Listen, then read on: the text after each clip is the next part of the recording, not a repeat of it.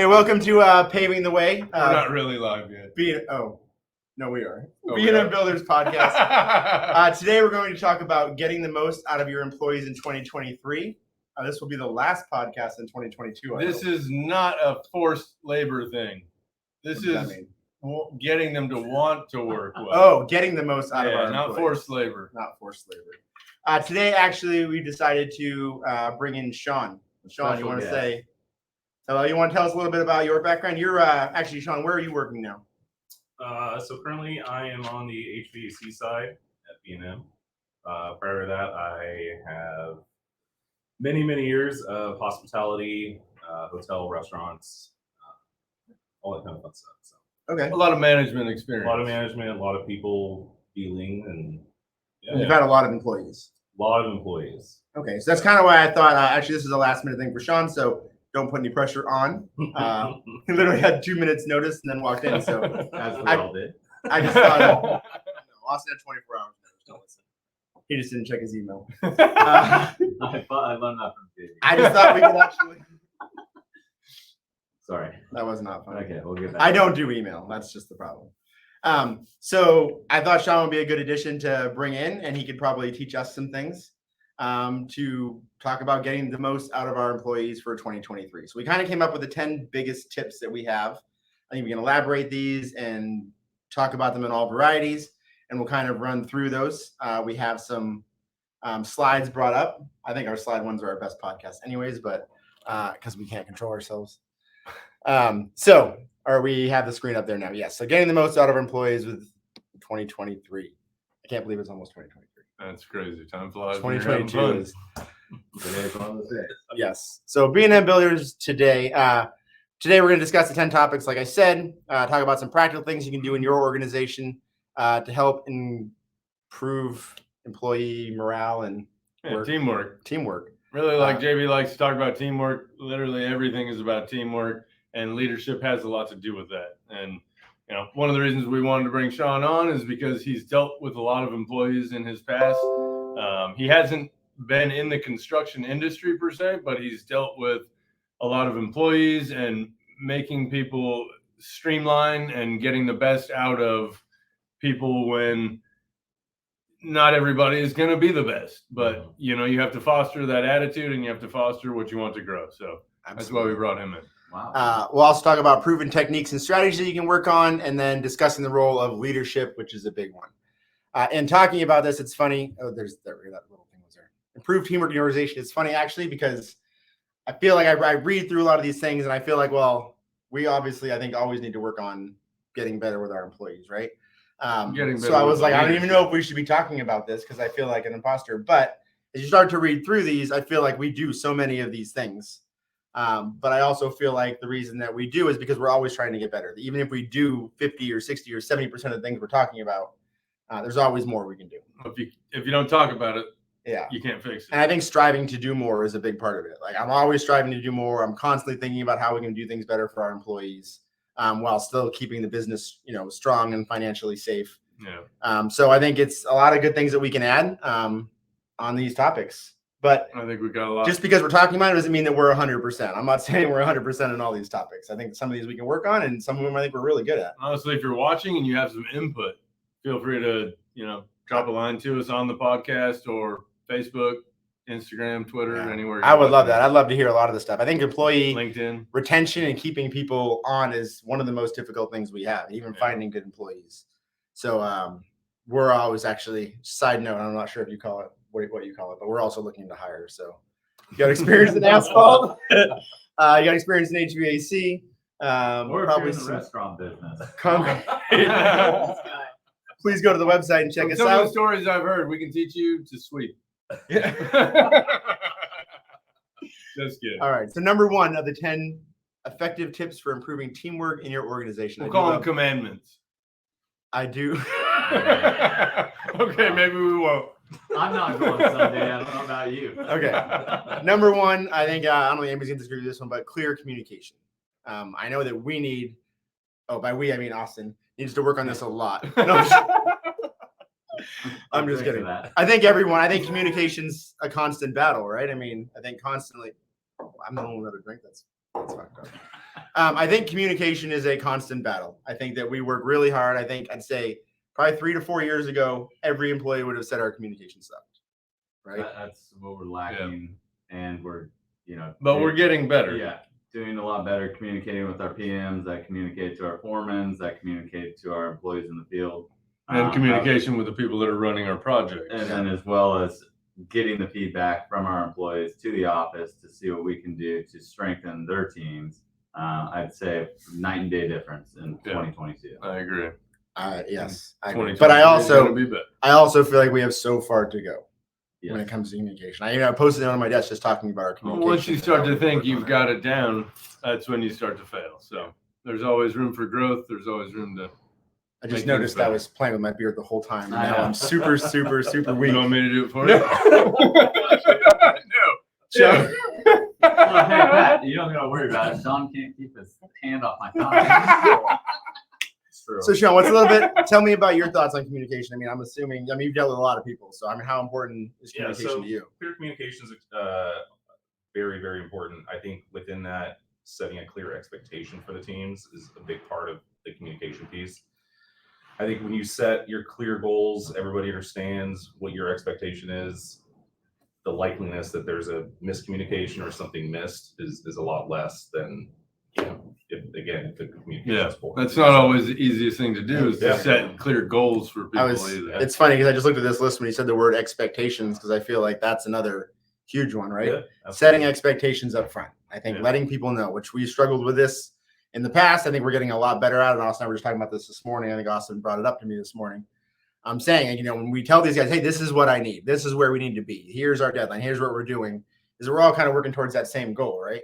And they know, because how many times have we sent someone out there and we're like, what the hell, guys? You went way over schedule. And they're like, I don't know what our schedule was. Like, you didn't tell me how many days I had or how much time I had. A lot of this can fall back to like your processes that you have in place. If you don't have written processes for like how things are finished and done, what is considered done, it's hard for the employees to know, okay, I'm done, or okay, I have to do this, that, and the other before I'm done. Yeah. So they might walk away from a job. Sorry to cut you off, but they might walk away from a job thinking they're done. But then we get a call from the customer and they're like, well, what's going on? When are you guys going to finish? Why isn't this done, that done? And it's like, a lot of this ties back to the processes, and processes are one of the main things that needs to be completed.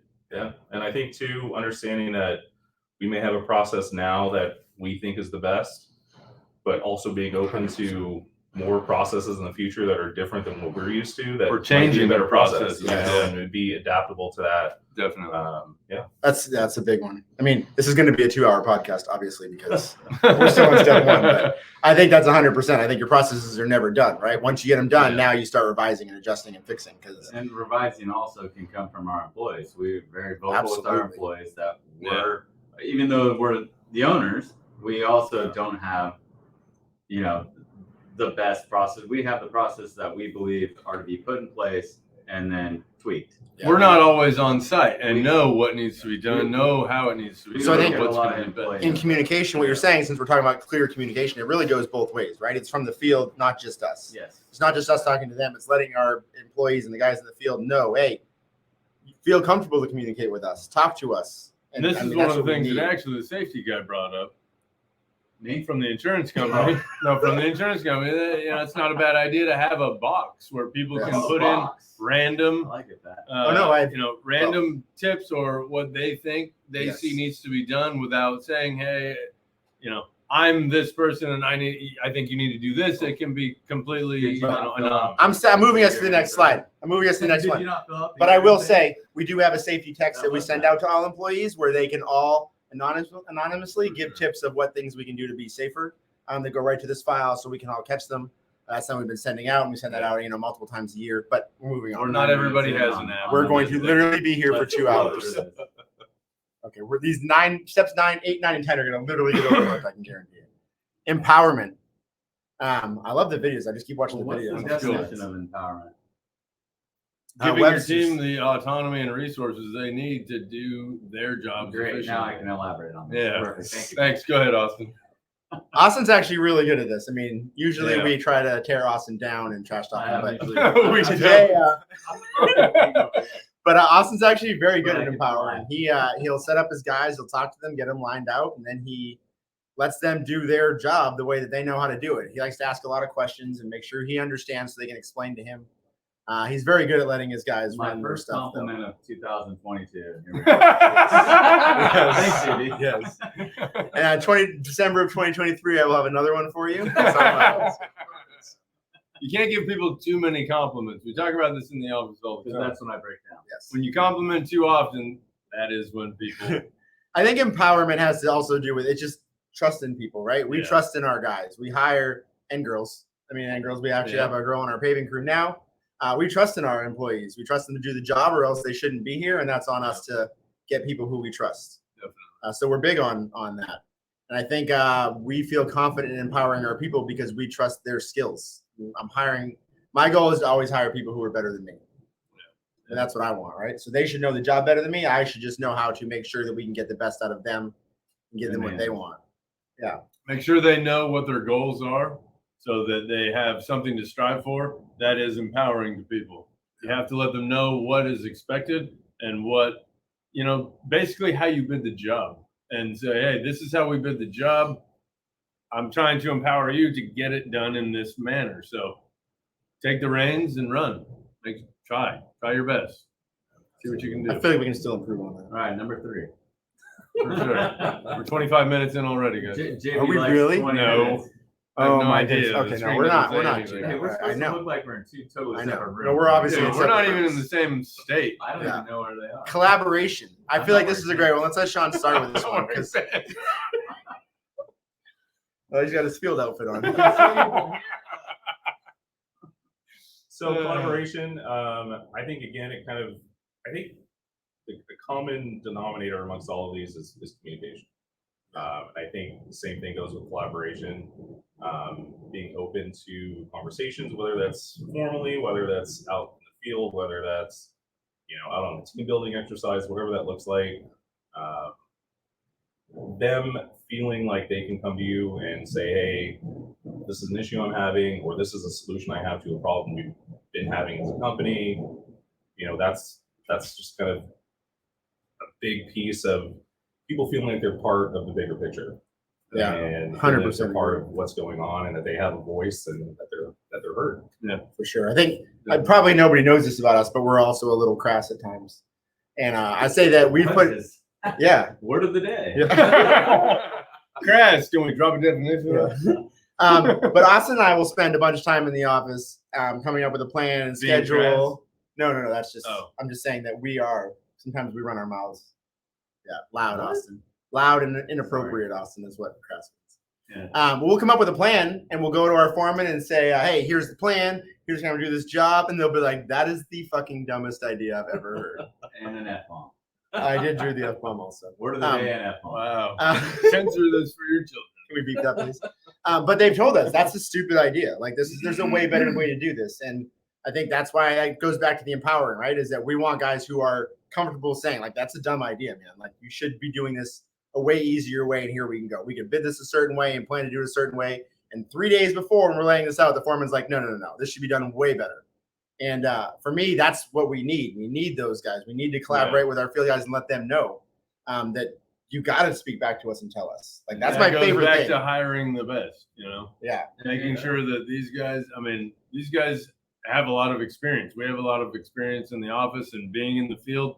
But when you bring in guys that have the, even more experience and you collaborate with each other, it all ties together and just makes for a better run project, a better and that's what finished I product. For this year, our crews collaborating with each other is a huge. Yeah, we worked a lot on that this year. Is taking our grading crew, which then turns into the concrete crew comes in after, and then they're collaborating with each other, and it makes things run so much more smooth. So that's a huge part in the field. We run multiple different operations from underground grading, paving to concrete. And if they're all on the same page and with the communication and collaboration, it makes it run a lot smoother. Absolutely. And that's been a big benefit for 22 for us.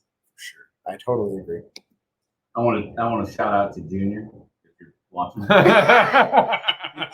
Junior's Yes! Junior's our. That was our first shout out, I think. That was a name drop, yeah. Name drop shout out. Junior's our grading foreman, and he has kind of taken this. There's a picture there. Is that Junior? By the reins and really done a good job with communication with the next step, who comes in after him, letting him know, setting up with the grades. So that's been a huge improvement for us. Absolutely. We've had some crazy jobs this year too, where you had to have so many clearances and medical clearances, and I hate to say it, but vaccines, or at least be immune to measles, mumps, and rubella. And we're working around monkeys. There's so many different things that are just, it's for UC Davis, and it's been pretty crazy to work at with. a monkey lab at UC Davis. Oh God! All right, we're supposed to be working on those monkeys. I'm just saying that was. Where are we at? We're at 15. We're at 16 minutes. Okay, Recognition and rewards. We have 30 seconds per. Oh my goodness. point. Okay, we have to take turns then. Recognition and rewards. I think always recognizing everyone, including Pat. I mean, I try to recognize Pat and let him know. I try to recognize Austin when he does good things and let him know. I think letting them all guys, know, right? Really goes down to the guys. I think a great one today is on the last 2 days we poured 5,200 square feet of concrete down at the West Sac 5 or 6 trucks North Trail. Yeah, 6 trucks yesterday and 5 trucks today. And Austin and I were out there this morning, and I went and told every guy, man, like, hey, I really appreciate your hard work, how much you got done here. Like for us, I mean, 5 trucks in a day, it's a good size pour. A lot of companies can put down more, so I understand that's not as big, but it's awesome. For our size crews, I mean, it's a big pour for us. So I went out and told them personally how much we appreciate them, how much we appreciate their work and how hard it is. And I think recognition and rewards. I think the rewards kind of looks at like a financial status or like giving things. For me though, I'm big on letting people know, how much we appreciate their hard work and they're putting their time in with us. Like we appreciate that they're here, they're working with us. They could be working at 1,000 different companies. We try to do things to keep our guys working and to keep them busy and to make sure they have work when a lot of other companies aren't working, especially in today's economy, from what I'm hearing. And the big thing for us is, like JB was saying, he went and told everybody Merry Christmas. You guys are doing great. I didn't say they're doing great. I said I appreciate their hard work. Better not. Yes. I'm not. But a lot of that is you recognizing somebody is a huge reward to them. Yeah. Just recognition of us coming out in the field and acknowledging that they're a human is huge. That's a huge reward for them. It's a great reward for us knowing that we have guys that they all know our names. They care. We know their names. And they care. And they want to work for us because we're not just some guy in the office pointing fingers. We're acknowledging them, and that's a big reward. We care about our teams, and they care about what happens on the projects that we can get for them. Okay, that sounds good. What's the next one? I said one person. You just jumped on mine. So whatever. Sorry. Support and development. That's something JV really needs to work on.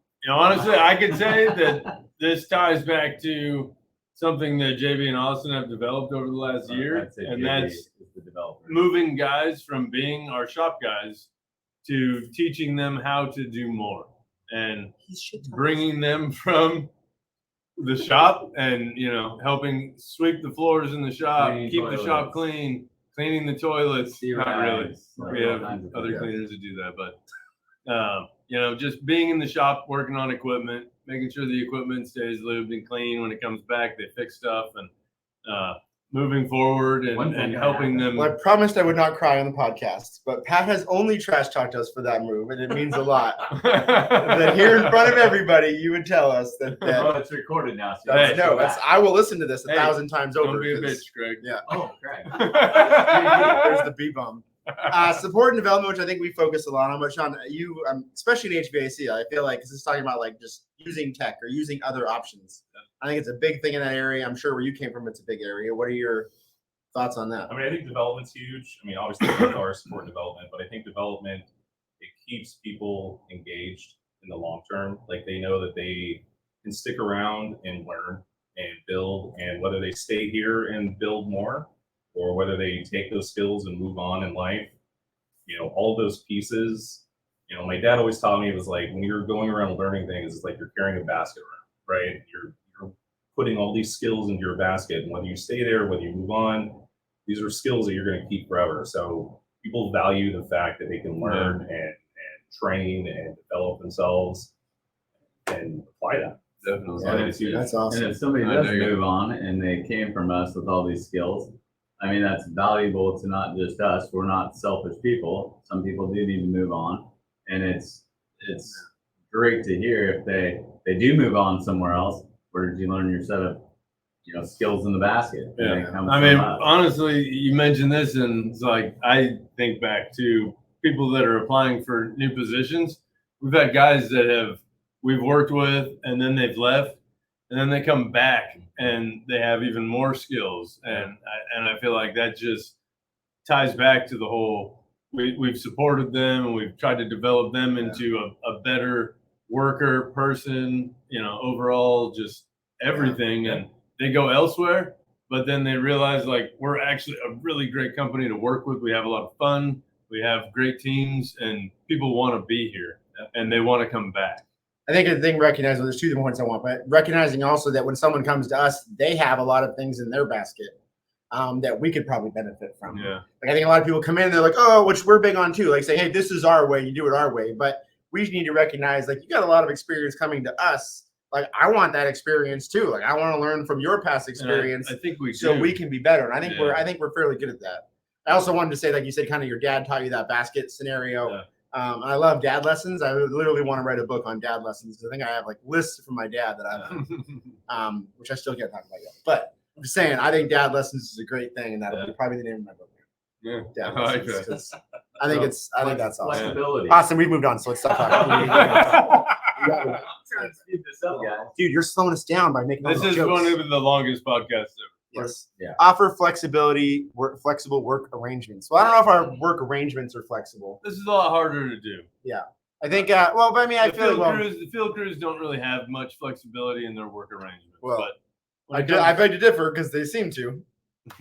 I mean, not to trash talk, but we do have problems with guys that it's like, oh, I can't make it in today. Yeah, for sure. Which is definitely a struggle, and we have to be flexible because we have no choice. So I guess that's good. I think I would kind of understand flexibility more to be like just being flexible in how we're doing the job and how things happen and how we're scheduling. I mean, things do come up. We have family things that have to happen, and we can. That's what I was going to say. It's tying back to family. It's always family first. We've had guys who, everybody's got personal issues. We had a guy, have to leave the job very quickly, and we're here. Stuff happens, and we're not going anywhere. We're here for you. For anything. And, I think that's a big one. I mean, we are a family. I think we're all more flexible with family, and we look at this company as a family. So we are flexible even when we don't want to be. Because sometimes it hurts the company when we're being flexible. But I mean, just because someone had to leave or, oh, I'm sick today and I can't come in, we're not making huge decisions. So I was going to you can get there. I'm just thanks, kidding. man. Just helping out. Yeah, thanks. Whatever. Now I'm don't even know what to say. Inclusion and diversity. Oh, I thought we were on strategic planning. No, not yet. Austin's not a great counter either. Inclusion and diversity. I feel like this is like create a culture of inclusion. I feel like, we're all inclusive. As you can see, we just brought Sean in. I brought him in for diversity. Sure. HVAC and builders. Beard? No, I'm starting. No. Austin's the first one. I'm like a shaved cat. Yeah. Everywhere. We are a family. It all comes down to the same thing. We're a family. If we all have the same goal, for me, inclusion and diversity comes down to the goals. What are the goals of the company? The goals of the company are to make the company money, right? A lot of people see like, oh, the goal of the company is to make the owners money. Like that's not true. Like we've been on the lower paid end for a long time. It's to build a company that can withstand the test of time and keep jobs for many people over the course of the next couple of decades. Like that's the goal here. And if everybody's on board with that, we don't see, there is no diversity. We are a team because we're all working towards the same goal. Yeah. The rest of it doesn't matter to me. We did just hire a girl for the field. Oh yeah. She's a badass. She's awesome. She's a great, she's on the paving crew and she told us I'm a badass paver and she's a badass paver from what all the guys are telling us. So like I said, diversity, it's an inclusiveness. You're included when you're working towards the same goal as the rest of us. Yeah. That's all we see is the team. There's really nothing else to view. 8, health and wellness. That sounds like an awesome one right there. I'd say honestly, to step in, we've learned a lot about this in the last couple of years. We've always, tried to push and get as much done as we can. And when it comes to the summer months and it gets hot, you really have to pay attention to your guys' health and wellness. And a lot of that has to do with the heat, making sure they stay hydrated, making sure they're drinking the electrolytes that they need to be able to perform in the god-awful heat that we have in Sacramento sometimes. And we got hit with a couple of hard lessons, but we learned a lot from it, and we've moved forward from that. And I feel like we're a better company because of it.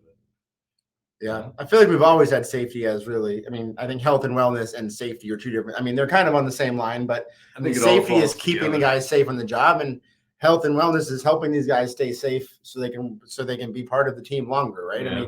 Taking care of yourselves. And we're not in control of a lot of people's personal things and their decisions, but we want people to be here for the long term. That's what we're building. I don't want employees here for the summer season. We want them here all the time. Yeah, so we're always looking to take care of these guys and help them stay on the healthy side. Sometimes I think we're crazy, like stop with the energy drinks and shit, but that's not what they want to hear. But that's what we want for these guys. I don't want people smoking when they shouldn't be and drinking this. You got to take care of your body and get there. And I guess something we always work on. We could probably do a lot more in that area too. You guys need to drink more alcohol. I'm clicking. It's good for you. Conflict resolution. That's a great one. We've had tons of problems with that in the past. I feel like even semi-recently, I think this week, we've had some conflicts with some of the crews. Management, I think we're lucky that we're of a decent size, I guess you could call it, because we can, if people aren't getting along, we have the ability to kind of split the crews, change who's working with who, where they work, and who they're working with. Because a lot of times people just butt heads, and there's not much you can do about it. Yeah. You can try to sit them down and talk to them, but really your talks probably aren't going to get much through.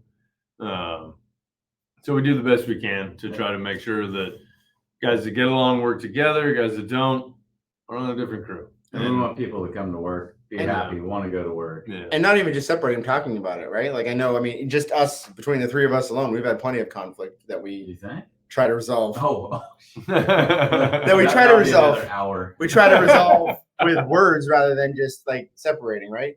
And we have crews. They got to work together with fists. Yeah. I use knives. Those are not the conflicts I'm involved in. I'm not involved in those ones.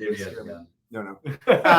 But it's just really about, I think it comes back to communication once again, right? And I can already tell that's what Sean was going to say. Well, and that's kind of, you and I had that conversation, JB and I did earlier this week about like almost kind of in management and ownership, you sometimes take on that role of a counselor. Yeah. Whether that's a interpersonal with just a one-on-one with somebody with issues they're having, whether it's at work, at home, or if it's two people that you're trying to get together in the same room and talk through conflict. That was stuff I did through high school. We had like a conflict management group, and it was something we did, and it was interesting if nothing else, just because you really get to see how different people's minds work and their thought processes. And I think I was always surprised with just investing a half hour in a conversation, and I feel like you get a lot out of it, more than you probably expected when you went into it. You can get a lot out of a good conversation. Yeah. All right. Number 10. Note to self: make these bullet points 5 points. Unless we want to have our podcast. Yeah, way to go, Anna. Yeah. Whoever's paving that. He's just kidding. He's just kidding. Yeah. She will ruin you, Austin. I'd be careful. I see you. Strategic planning. I think that one just kind of comes back to us, right? I think if we're tying this to employees and I keep your employees happy, I think for them it's letting them know that we have work built up, that we're working our butts off to get them work. And that's really our ultimate goal, is to make sure they stay busy all the time, right? Like as a business, they need to work in order for the company to make money. I felt like strategic planning for me is like, my budgets for next year and for both sides, HVAC and build. That just turns into a whole other thing for me, but our employees don't give a crap about that. They care that they have work next week and next month and going into next year. So I think it's just letting them know. But what I do think ties into this is the conversation we just had yesterday or the day before when it comes to working with the guys and setting up something so that they know what's expected on each project, how much time they have on each project, what materials we have included on each project. That's strategic planning. And we can tell them, I mean, we're working on something where we can tell them this is the goal. If you can hit these goals, then we can bonus you because this is what we have bid into this project. If it costs too much, there's no money left to bonus. If you guys can work on this and you know what's expected, you know what we have in it, you can work to make it better than we even thought could be done. Because we bid stuff the way that we think it can be done in the best, fastest manner. And if you guys can do better, then there's bonuses involved. Do you want to pull the knife out of my side that you just stuck in me, or what? I just think everything's about I think that was pretty awesome. It's just the way syndrome. that the way that you said that was pretty good. I think it blows away what I was saying. I went a whole different direction, but yeah, I think that's strategic planning you need to work on. I think, which I'm sure Sean's learning, but I think David's probably very good at that. That's something I've learned a lot from David is making sure his guys know what needs to happen. Yeah. Like this is what the job is planned for. This is where we're at. And, We used to never think about that at all. We didn't even use hours to bid jobs. Yeah. We just bid what we saw the market That's could just support. It's like yellow pad and a pencil. Yeah, literally.